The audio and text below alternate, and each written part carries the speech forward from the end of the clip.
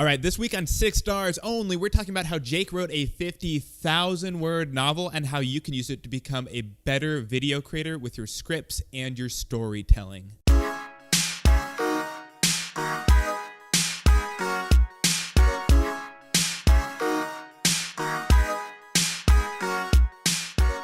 All right, so Jake, I know that a little bit ago you went through this intense class, and you're not even a professional novel major or you weren't in college, but you decided to just dive into this and write this extremely long novel. So can you tell us a little bit about, why the heck did you decide to do that? What inspired this? Yeah. And then what came out of it? What did you learn? What was the novel about? Yeah, so it was just a huge goal of mine always.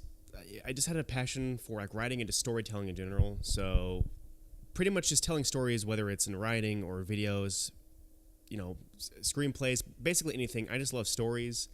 And I always had a goal ever since I was a kid I want to write a book. It was just always a goal in mind.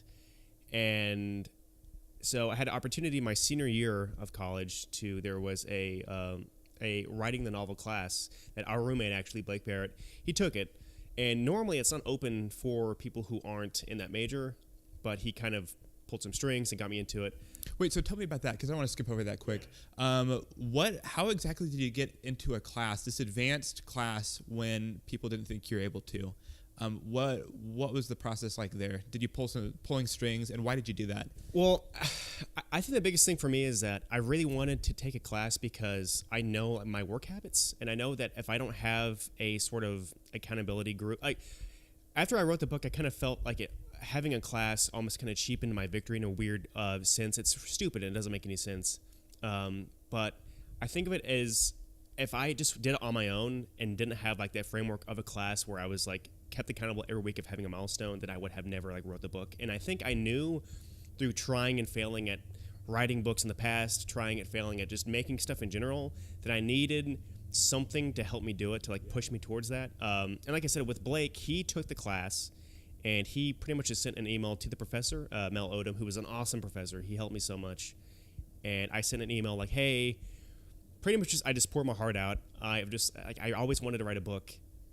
I think this class will really help me. I know it's going to be super difficult because a lot of the writing students, some of them dread the class. It's really, it was really difficult, but. And why are they dreading the class? Was it just the amount of work? Was it like horror stories from the class? Why and what scared you about this class going in, knowing you were going to have to, because they tell you up front you have to write 50,000 words, yeah. right? Yeah, I mean, pretty much all the above. I think it's just so the book is kind of broken down into milestones, and like that's the grade, because it's kind of difficult to just grade off of like, all right, the book, because like there's 12, 15 kids and he can't read every single book and like, this is a bad one, it's C- or whatever. So it was, the grades were applied of milestones, and I believe it was 4,000 words a week, which now I think that's one of the biggest ways I've grown, is that's not really that big of a deal. It's not an easy thing, but a few years ago that was like the most unfathomable thing, like writing 4,000 words. 4,000 words. How will I possibly fill that up? Exactly. And it was one of those things that was probably the scariest thing. Pretty much all of it was scary. It was a fear of not knowing what to expect, because like I said, I had never wrote a book before, but I think I was at a point in my life where I was sick of letting kind of fear or like the unknown of things I wanted to try prevent me from just taking that leap forward. To where I wanted to just, I want to do this so bad. I might not ever get a chance to do this because it was my last year of college. It was like the perfect fit for me, even though I wasn't, like I said, I wasn't a professional writing major. So that really helped me out. And basically, I just pleaded with him, and it's all props to Mel, awesome professor. He was just like, super chill about it. He his mindset was, as long as like you are willing to try, then you are able to write a book. And he really helped me. I guess it really comforted me to know that he thought, because this is a guy he's never written bestsellers necessarily, but he's written hundreds upon hundreds of books. He makes a living on the side, like teaching, just because he likes teaching, but he makes a living off of his writing. Like he has written books from 15, 20 years ago. He's wrote, there's so many things, and his knowledge was super good. So yeah, that was a process of getting in the class, and I think that was a necessary thing. So my biggest, I guess, the first piece of advice would be, it might not be a class, but if you've never written anything before, and I guess it goes into knowing how you work and knowing if you procrastinate, which I do. I know I do. So just be honest with yourself. Maybe join a group on Facebook. Tell your friends, like, hey, I want to write this book. Each week, call me, or just basically anything that will keep you accountable. And that's kind of a scary word. I know it is for me, but I needed it really badly. And I think deep down, the class, if I didn't have the class, I would have not wrote the book. Yeah, and there's this. That's awesome, and I think that's a huge key to not giving up, and that whole key too of why if you're just willing to try, and I think the key there as well is if you're willing to keep trying, you can do this. It's just a matter of being willing to look stupid and keep doing it, and even I got 4,000 words done, and I didn't like 3,000 of those words, but that's okay because as long as you're willing to keep failing forward, you can basically you can take ground and you can make progress on that milestone. Maybe your first book isn't amazing. Maybe your second book isn't amazing. And I think I even remember hearing from an interview recently that who was the guy that wrote The Firm? Was it John Grisham? John Grisham.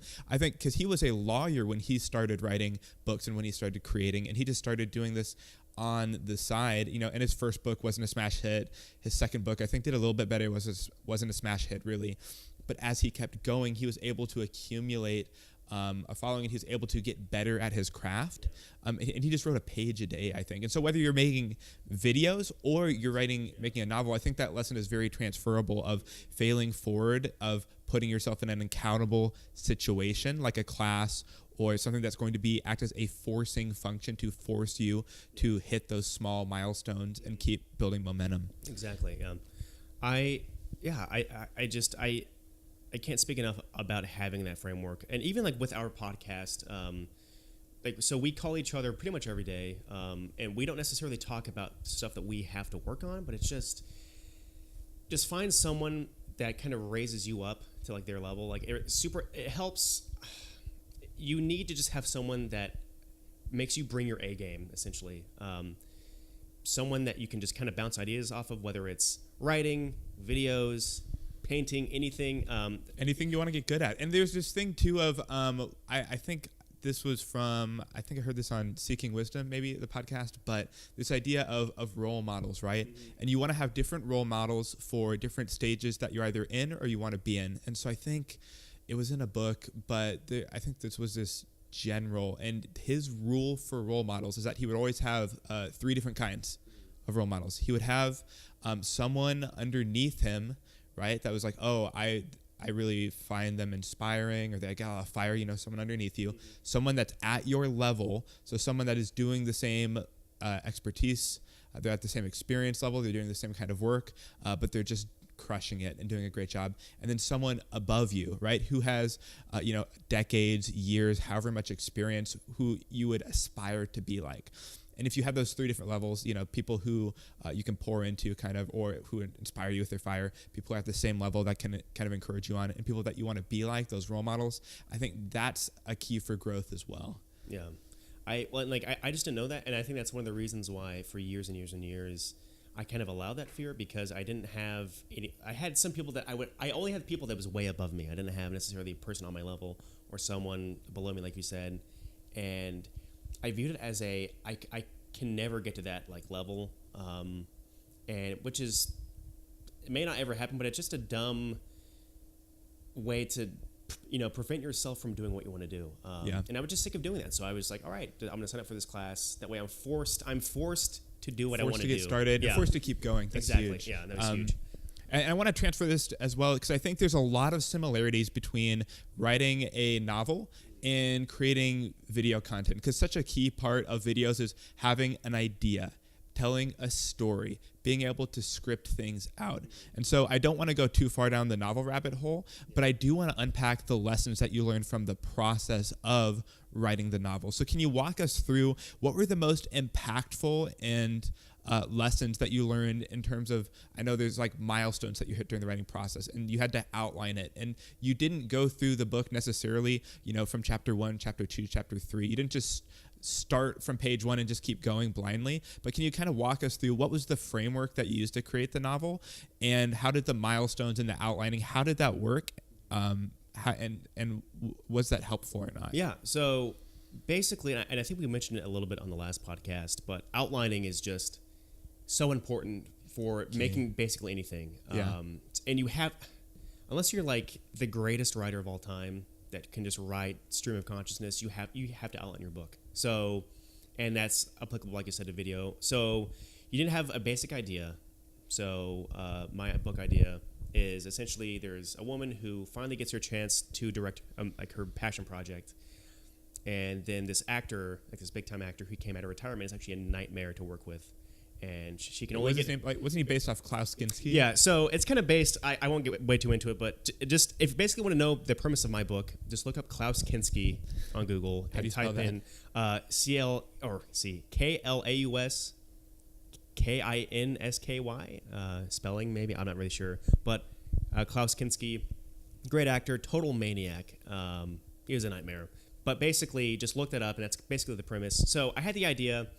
I molded around in my mind for a little bit, and it just goes back to having that class or that person that you can bounce ideas off of. So it's one thing to have an initial idea in your brain, which is good, but for me especially, it's dangerous to just think that that's enough and then to immediately dive into it. Right. For me, I need to write it out, and I have to visualize it. So I think I mentioned again, I use sticky notes or just writing it down and having a brain dump, just getting it on page. That way, okay, I can see what it is, I can get input. So something that helped me a whole lot in having the class, my professor, the very first kind of draft of my idea, he said, okay, it's good, but it's nowhere near fleshed out enough to make a full novel. And how did was there any specific piece of feedback he gave beyond that? How did he know it wasn't fleshed out enough and that the idea wasn't ready? I think just from his experience, and knowing that for maybe a 25,000, 30,000, I think a novel is technically 50,000 or more.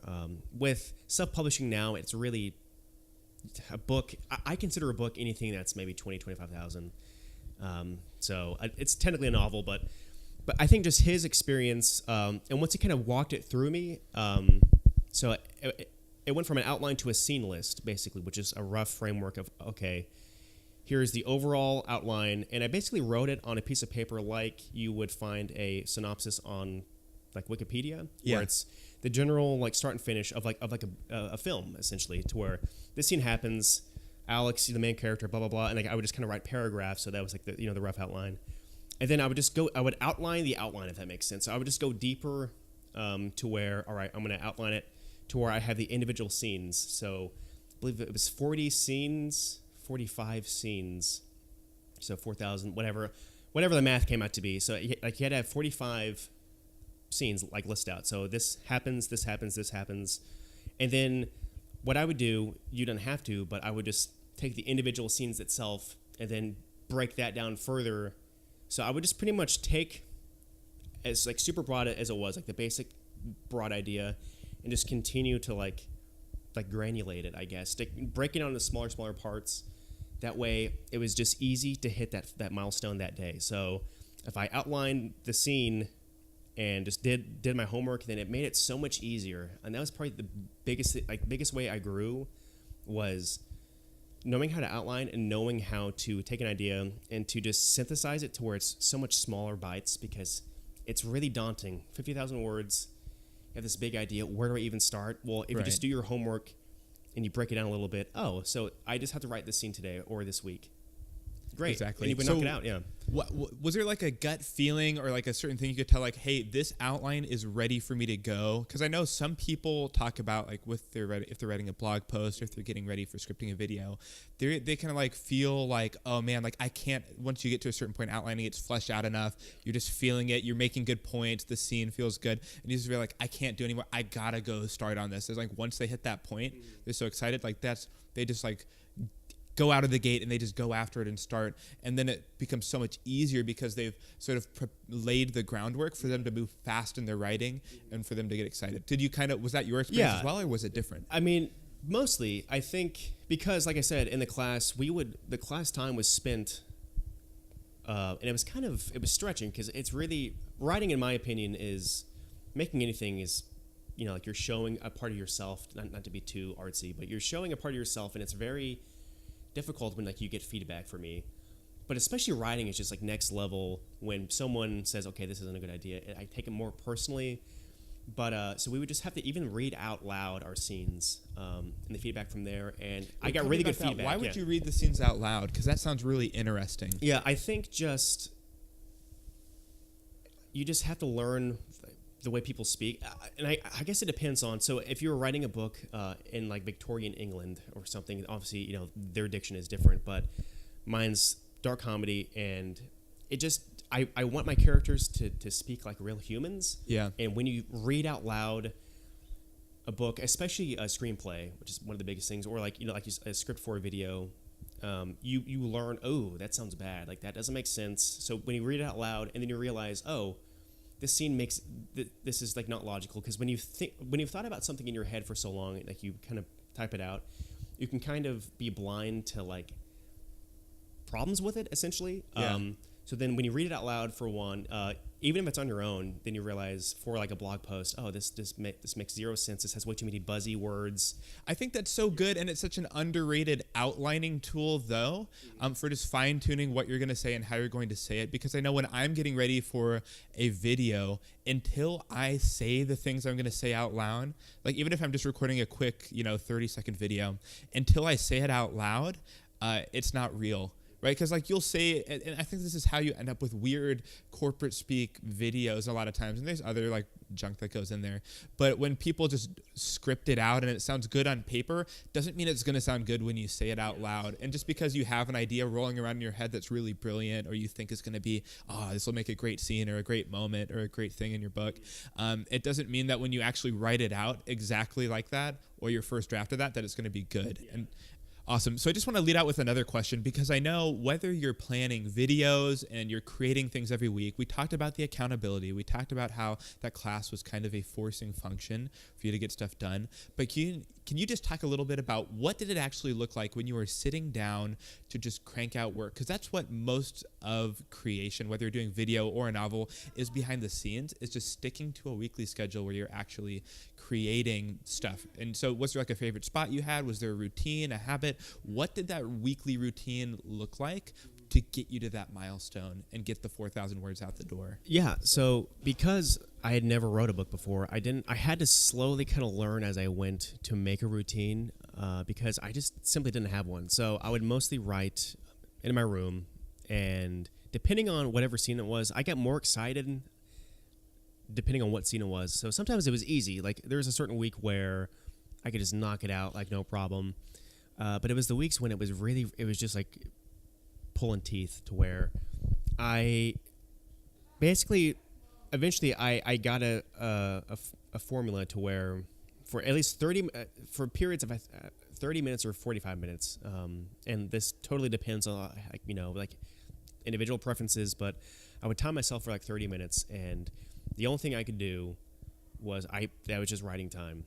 So, and I wasn't even necessarily focused on words at that point. I was really like, all right, at the beginning, I need to have so many hundreds of words written.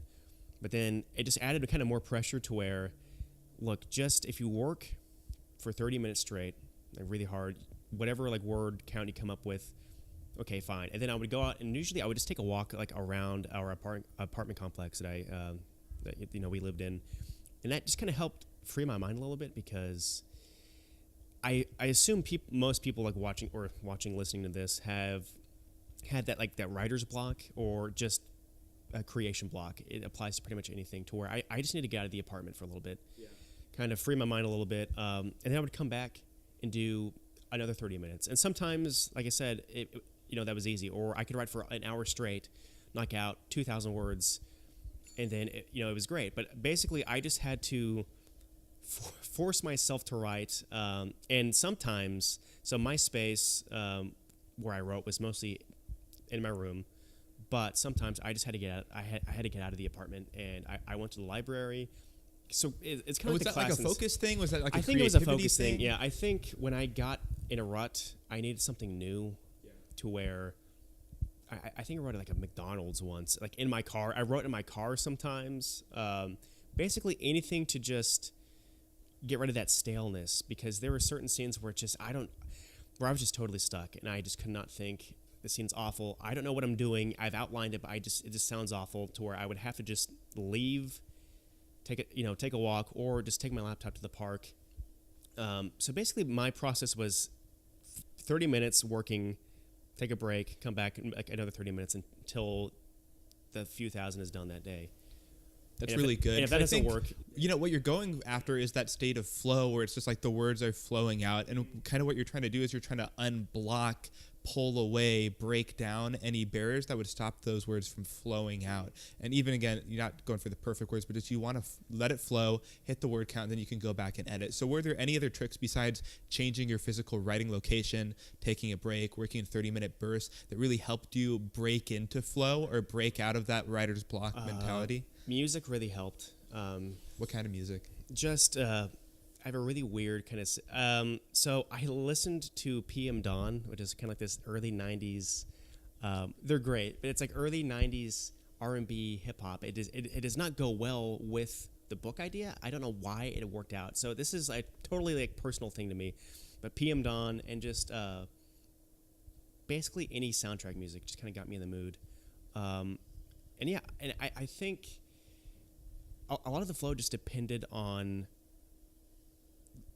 getting used to like that routine, because at the beginning, like I said, I had never really I'd never forced myself really to do much, as crazy that sounds. So if I wanted to make a video, for instance, I would work on it, and then if I just didn't think it was good, I would just kind of quit, and then maybe a few weeks later, like I would get it done, and so on and so forth. So this was kind of like, it was new to me. So and even now I'm still kind of learning what my process is, but I think when I finally had some success with my book and realized, okay, I'm doing an okay job.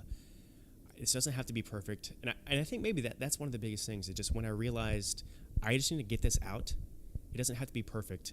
Then just getting that quick win. Was there how did you feel after you finished your first milestone? Was that kind of a quick win for you that let you know, oh, I can actually do this? Definitely, yeah. So with the class, each week your milestone, the professor would grade it, and like those emails were the toughest. Like I saw he sent back my grade. I was like, oh man, I hope it's good. So that was an area of growth as well, of just learning how to take criticism and feedback. How did you learn to take criticism and feedback? Because I know that's something we talk about a lot, is feedback and embracing the feedback. But was there one kind of lesson you took away from the novel side of that? When you're pumping out so much work, you're getting so much feedback. How did you prioritize that and use it to make your work better over the long run? Because you're producing so much. I think just having it more and more. And I think so.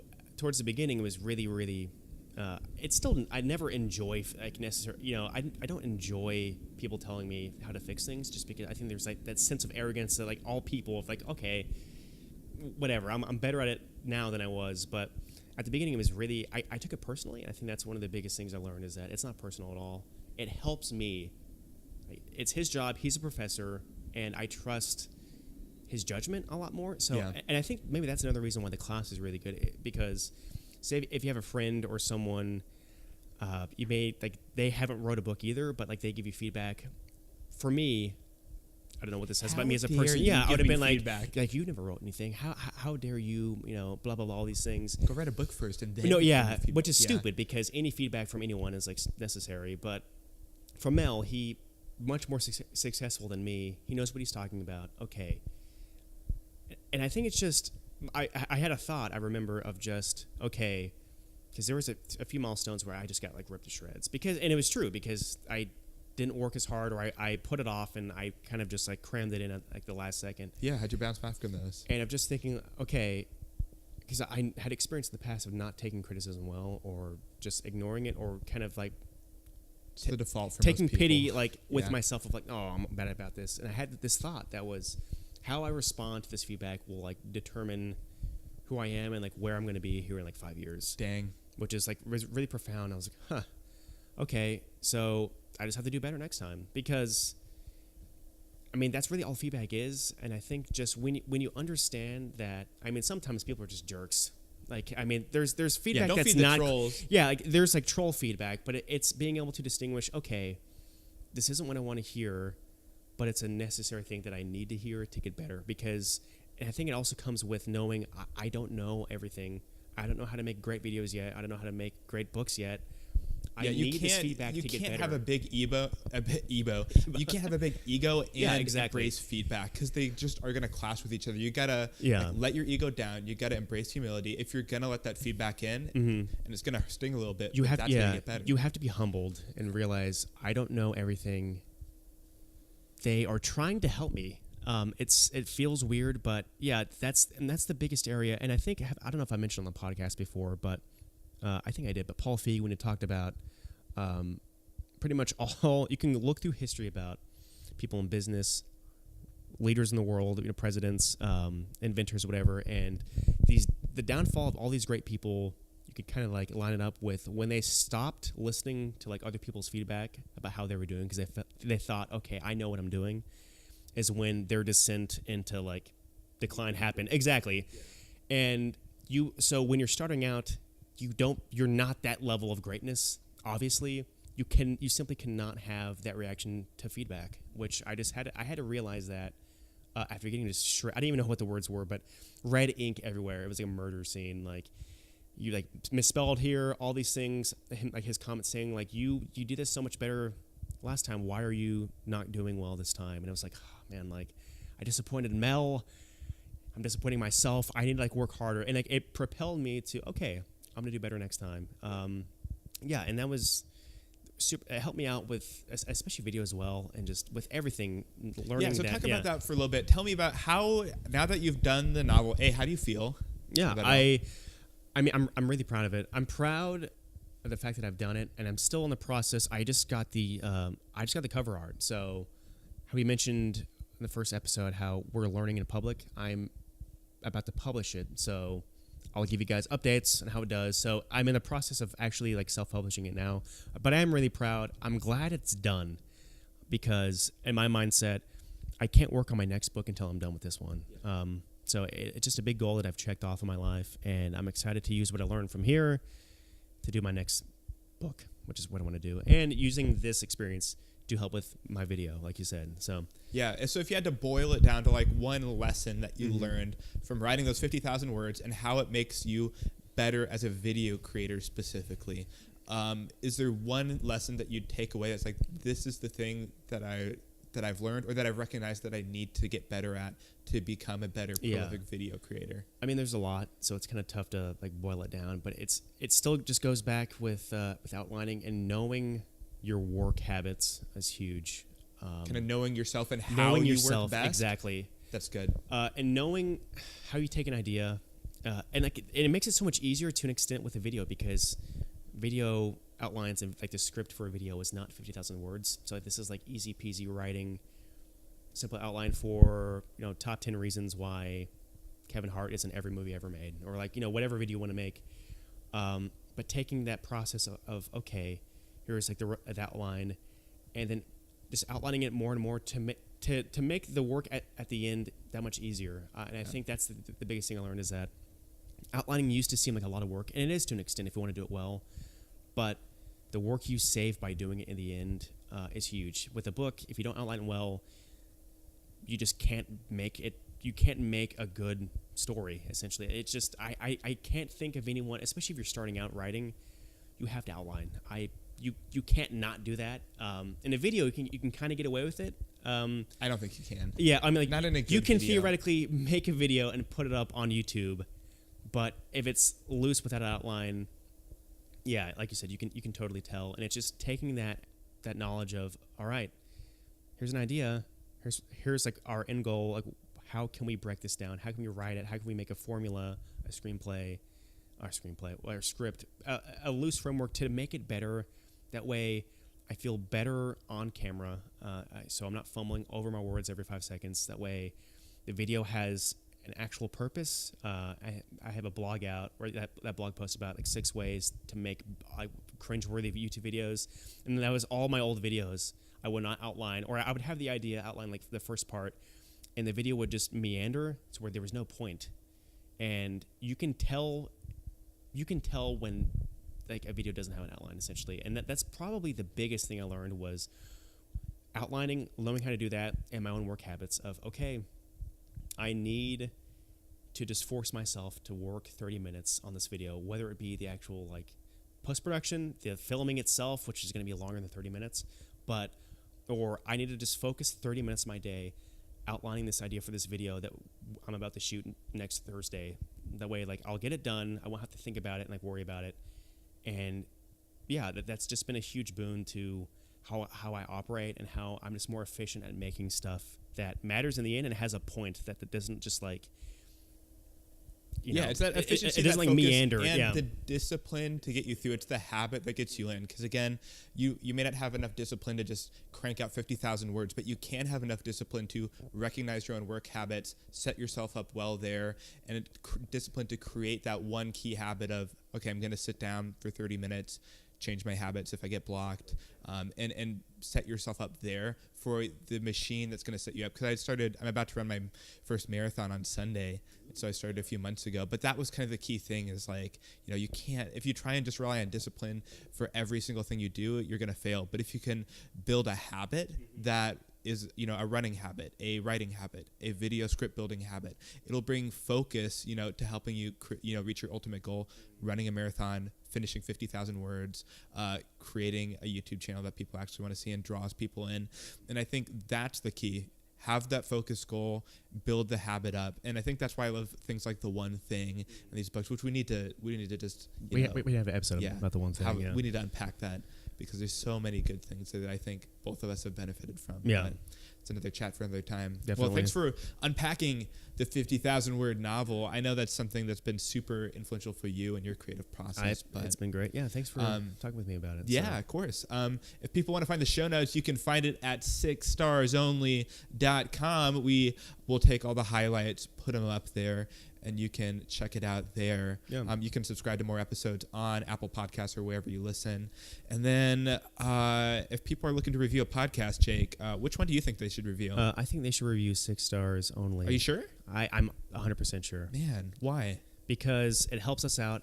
It helps just get our podcast out there and make sure and give us feedback. That way we can make better podcasts in the future. That way we can help tell you guys how to make better stuff. Yeah, let us know. What did you think of the novel? Also, what do you think of this new sound quality? We're going to try some new stuff in editing because we have been getting feedback from you guys who have been reviewing the podcast, who have been giving us comments. And one of the big pieces of feedback was just bump up that audio quality. So we've been learning some new things, watching some tutorials, experimenting with some new gear setups, and talking to people who know about this stuff, which is just incredible. And we're going to try and bump up this audio quality for you guys. And so we're stoked for that. Let us know what else needs to get better, and we will embrace that feedback, put it in a nice little pocket close to our heart, and we will just keep rolling on with that and getting better. Yeah. So I think that's about it. Definitely, yeah. Ready to roll out? I am, yeah. I think it was good. Dude, good podcast. Yeah. I like that. Good quality. Better quality, at least. About it. My 4th podcast that we made.